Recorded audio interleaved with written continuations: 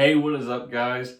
I know it has been such a long time since I posted a video, but I've got a really exciting little video series for you guys coming up. I'm starting off with how to make flexible foam armor. This is kind of going to be my generic armor design that I'm going to use for several different cosplays.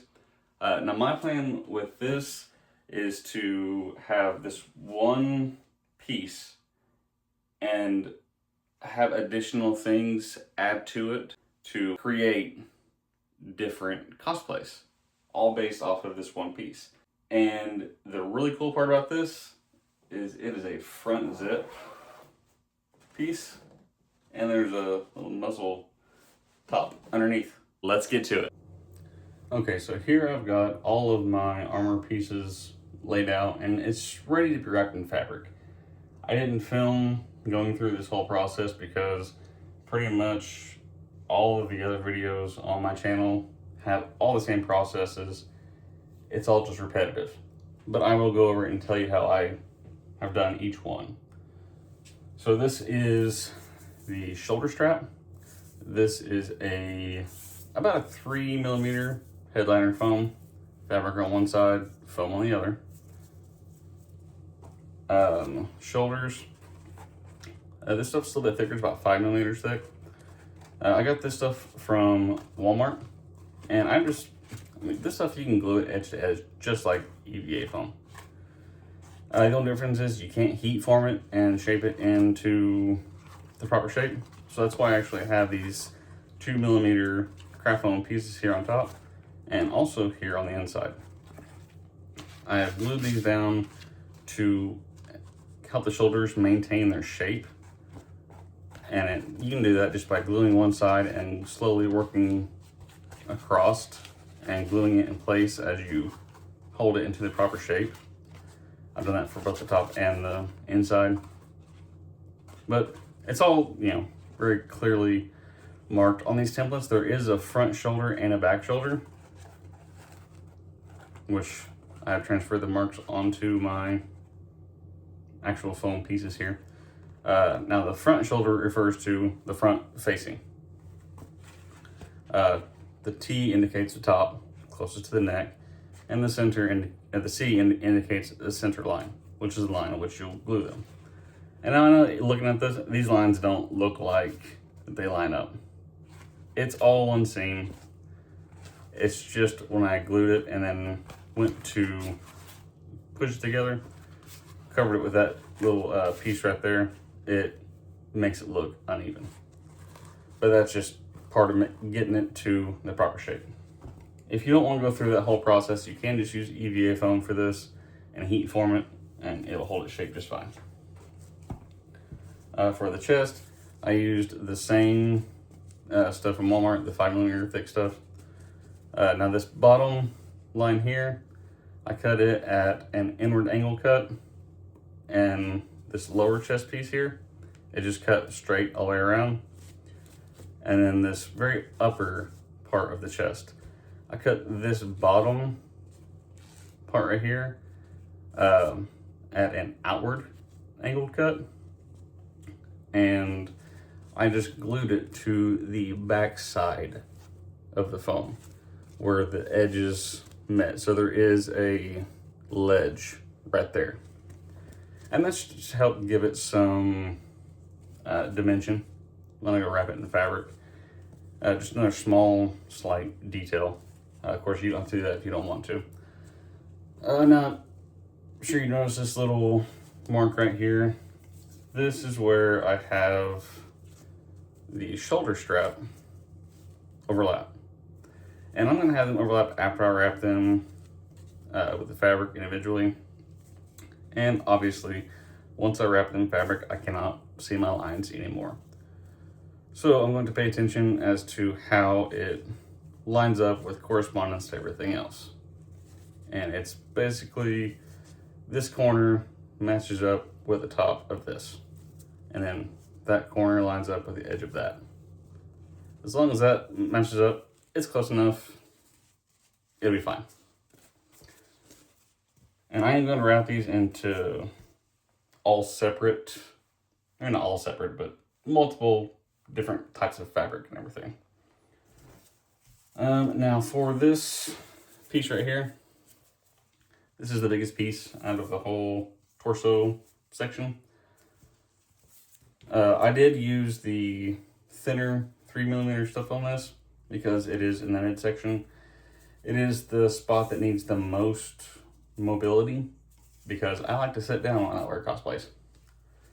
Now for these parts right here, I did use 3mm EVA foam for this, and I just used contact cement to glue them down on top. And the reason why I chose the EVA foam for this is because it's a bit stiffer and it gives it more of a definite line right there, so that when I wrap this in fabric and I push the fabric around it, it's going to really pop out and give it a nice detail. And the reason why I have this separate from the ab pieces, which in the templates I will include 2 different styles of abs. It will include these as well as just a standard 6-pack. So what I've done for these, you can see on the back here how it's kind of layered.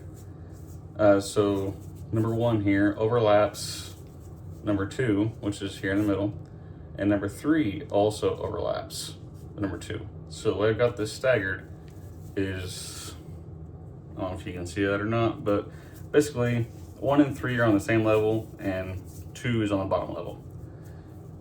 The reason why I have these 2mm pieces here is to help define those lines a little bit more and to give it just a little more detail for whenever I do wrap this in fabric. Those will stand out. Again, I'll go around it and it'll help it pop a bit more. And of course, since my base suit has a front zipper, everything's got to be split down the middle. If your suit has a back zipper or you're gluing it over the top of a t-shirt, you can very much just have this as one whole front piece if you want it. It's up to you. It's your cosplay. And that is the best part about making it yourself, is that you can change it and design it however you want. You can alter things as you go,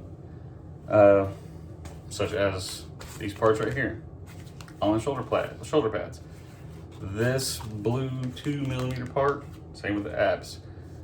These will not be included in the templates because this was a spur of the moment thing that I just traced onto the foam and attached onto here, just for fun. So yeah, I mean, that's basically the gist of it. I've also got my armor here, which is my, you got your bicep. It's the same, thicker foam, flexible. So you can lob this thing up like that, and then boop, it pops right back. Hence the flexible part. Your tricep, bicep in 2 parts to give it a slight curve, and then your mid arm. The way I have this is the bicep and the tricep overlap the mid arm. I mean, it's just, you overlap it just by a little. Like, it does not need that much. And this is not a part that requires a whole lot of detail, so I didn't worry about tracing these parts out with the 2mm foam. So yeah, I'll wrap these in fabric, and of course it'll all be glued onto the mannequin. Another part of this is the back. So the back is separated out into the top spine, which is right there. It goes basically in the top middle of the back. We've got the lower spine, which on the patterns, this will just be half of it. And it'll tell you to flip it along the line to make it one piece. And then you have each shoulder blade. Center line marks the middle of the back. The way I have this, I'm gonna have a gap in between here, just so that way it gives you a little more mobility with, you know, moving your arms and shoulders and whatnot. It gives a little more flex to it. And of course, obviously, have the left and right. And as well, in this video or video series, however it's going to wind up being, I'm going to go over making boots. This is my first time making actual boots, so you're gonna learn with me. But essentially, in the pattern, you'll have a outer right side, left side, inner side. It'll have a seam down the middle, and then you'll have the top of the foot here. And so since I'm wrapping this in fabric, I'm doing it the easiest way I can possibly think, which is to glue it edge to edge down the middle like this. And then when I go to wrap it in fabric, it should be, in theory, much easier to wrap in fabric. And once it's all wrapped in fabric and trimmed, the toe parts here will be either glued together, or I'll flip them over and sew it together along this seam. It's a really short seam, so it's not gonna be very difficult. I've got a Singer heavy duty sewing machine, so I know that my sewing machine can handle it. And I also know that this foam is sewing machine safe. So that's me explaining everything so far. Now we'll just pick out our fabrics. Okay. I'm thinking, well, you guys can see that. You can, cool. So this is a lot of my textured and screen printed fabrics. Of course, I want it to be mostly black. It's pretty sweet. I think we'll use that one. Let me see. Gotta use. We use some dark gray. Gotta use this because it's freaking cool. Look at that. Yes. So that's 3 different fabrics.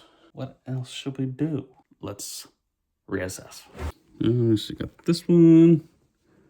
This one's kind of cool. I might not use it, but it's cool. Yeah. Got this, which is basically the same as the other shiny one, but this is not shiny. Maybe.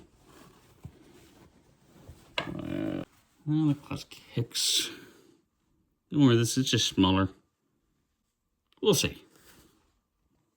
So this is probably the hardest part when we've got so many options.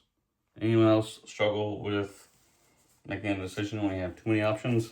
Yeah, I do. Thinking is, I really like this dark gray for the abs. I think if I use the dark gray for the abs and the shoulder straps, kind of give a nice contrast and some Young Justice Nightwing-y vibes. Because I don't know if I mentioned this earlier, the abs are actually inset and they go underneath this piece to make it more visually interesting and give it some depth. The sides, but would that show up if I did? I don't know. Fun fact, I originally had bought this fabric for my Vigilante Deku. I was going to use it for the bark bits of his suit. Spoiler alert, I didn't wind up using it for that. There's some green fur from Deku. The shadows might still pull, and I can always go in some black paint and darken around it to make them pop, which is what I would do for the abs as well. Fun fact, again, adding some shading around your pieces like this once you've got it all wrapped, adding shading around it and some shading in other areas really brings a lot of depth and just a lot of fun, I don't know how else to say it, to your cosplays. It makes it look way cooler. And for the chest, it's too big for that.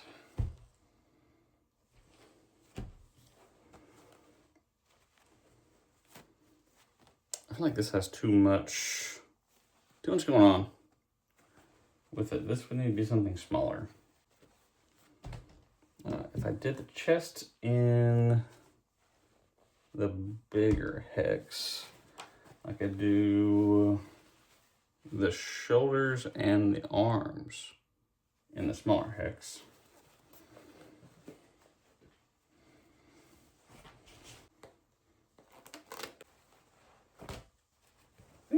Providing I have enough of this, that is.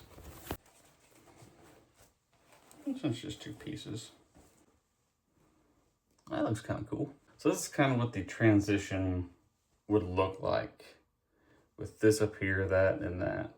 And of course we also have to keep in mind that, so since this part right here is, there's nothing there. And I did that on purpose, on purpose, to give more flexibility and comfort. So my base material here will be showing through right here. So that's an additional fabric that will also be present in all this, to keep in mind. But I do think I like this. I like it. That's all I have for this video. Guys, in the next video I will cover wrapping the foam armor parts and applying them to the suit. Thank you for watching. I hope it helps you in your cosplay journey. Be sure to keep an eye out for the next videos coming soon. I will have the templates to this linked in the description below. Be sure to subscribe and hit that bell so you don't miss the next videos in the series. And remember, there are no mistakes in cosplay, only battle damage.